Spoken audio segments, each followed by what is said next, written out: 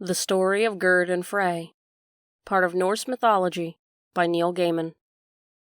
Frey, the brother of Freya, was the mightiest of the Vanir.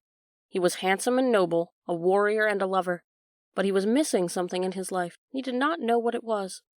The mortals of Midgard revered Frey. He made the seasons, they said. Frey made the fields fertile, and brought forth life from the dead ground. The people worshipped Frey, and they loved him. But this did not fill the empty place inside him. Frey took stock of his possessions. He had a sword so powerful and remarkable that it fought by itself, but this did not satisfy Frey. He had Gullinbursti, the boar with the golden bristles, created by the dwarf Brock and his brother Eitri. Gullinbursti pulled Frey's chariot. It could run through the air and over the water faster than any horse, and run even in the darkest night, for its golden bristles shone so brightly. But Gullinbursti did not satisfy Frey.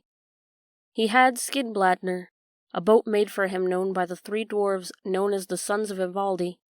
It was not the biggest ship there was. That was Naufar, the death ship, made from the untrimmed fingernails of the dead. But there was room for all the Aesir on board. When the sails of Skidbladnir were set, the winds were always fair, and it took you wherever you needed to go. Even though it was the second biggest ship there had ever been, and would hold all the Aesir, Frey could fold Skidbladnir up like a cloth and place it in his bag. It was the best of all ships, but Skidbladnir did not satisfy him. He owned the finest residence that was not Asgard. It was Alfheim, and the home of the Light Elves, where he was always welcomed and acknowledged as overlord. There was nowhere like Alfheim, and yet it did not satisfy him. Frey's servant, Skirnir, was one of the Light Elves. He was the finest of servants, wise of counsel and fair of face. Frey ordered Skirnir to harvest Gullinbursti, and they set out for Asgard together. When they reached Asgard, they walked toward Valhalla, the great hall of the slain. In Odin's Valhalla live the Einarhar, those who fight alone, all the men who have died nobly in battle since the beginning of time. Their souls are taken from the battlefields by Valkyries, the warrior women charged by Odin with the task of bringing the souls of the noble dead, battle-slain, to their ultimate reward. There must be a lot of them, said Skirnir, who had not been there before. There are, Frey told him, but there are more to come, and still more will be needed when we fight the wolf. They heard the sound of battle as they approached the fields around Valhalla. They heard the clash of metal on metal, the thud of metal on flesh. As they watched, they saw powerful warriors of all ages and places, well matched in battle, dressed in their war gear, each man fighting his hardest. Soon enough, half the men were lying dead on the grass.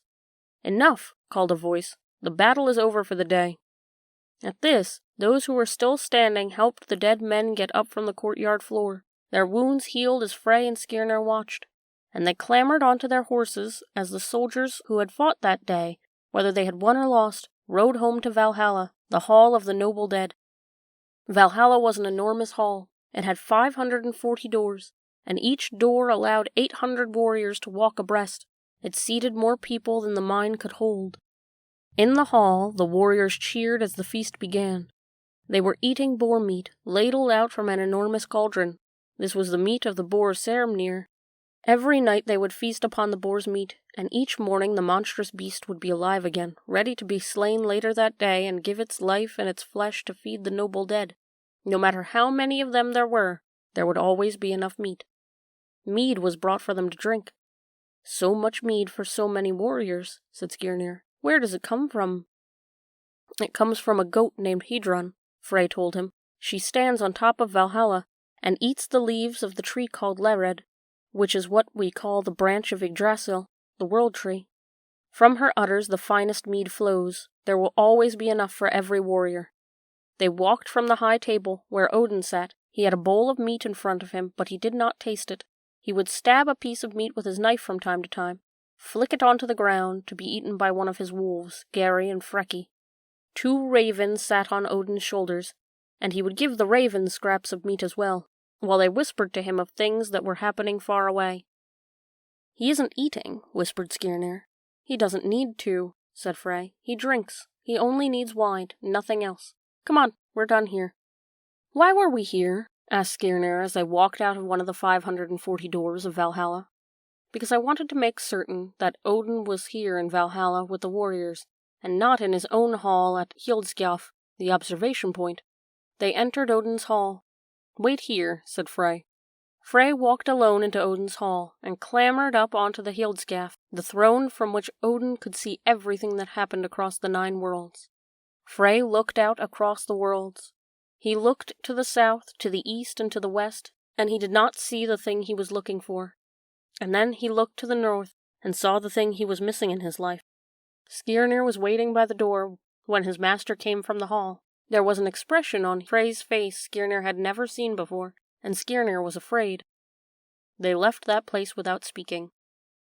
Frey drove the chariot pulled by Gullinbursti back to his father's hall. Frey spoke to nobody when they got there, neither his father Njord, who is the master of all who sails the seas, nor his stepmother, Skadi, the lady of the mountains. He went to his room with a face as dark as midnight, and there he stayed. On the 3rd day, Njord sent for Skirnir. "Frey has been here for 3 days and 3 nights, Njord said. "He has not eaten, nor has he drunk anything."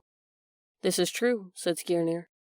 "What have we done to anger him so?" said Njord. "My son, who was always so gentle and filled with kind, wise words, now says nothing, only looks at us with fury.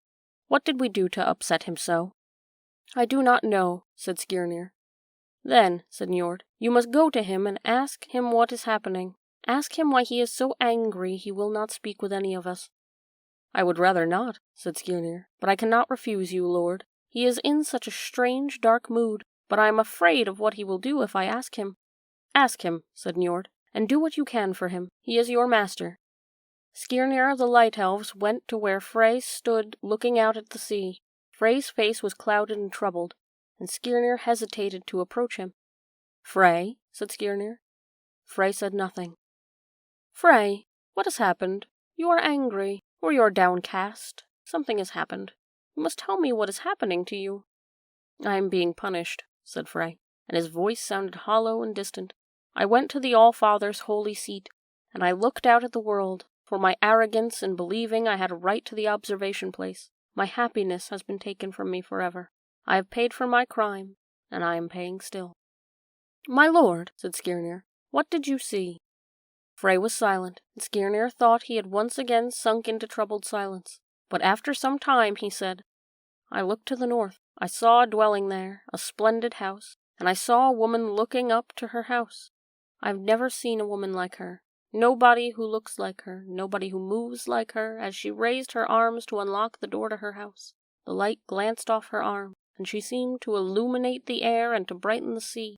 And because she is in it, the whole world is a brighter and more beautiful place. And then I looked away and saw her no more, and my world became dark and hopeless and empty." "Who is she?" asked Skirnir. "A giant. The father is Gymir, the earth giant, and her mother is a mountain giant, Aurboda."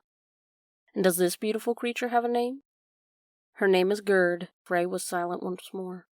Skirnir said, "Your father is worried about you. We are all worried.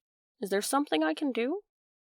"If you will go to her and ask for her hand, I would give anything. I cannot live without her.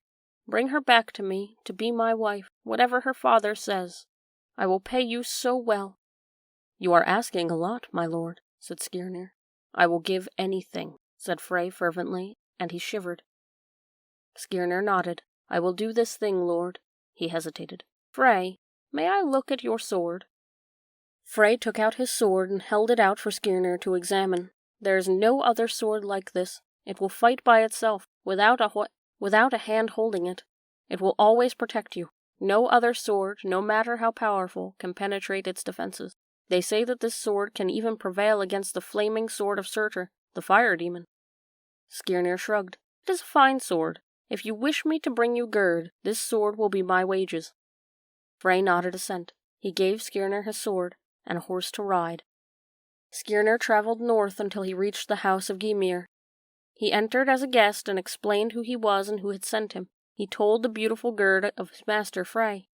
"He is the most splendid of all the gods," he told her. "He has dominion over the rain and the weather and the sunshine, and he gives the folk of Midgard good harvest and peaceful days and nights.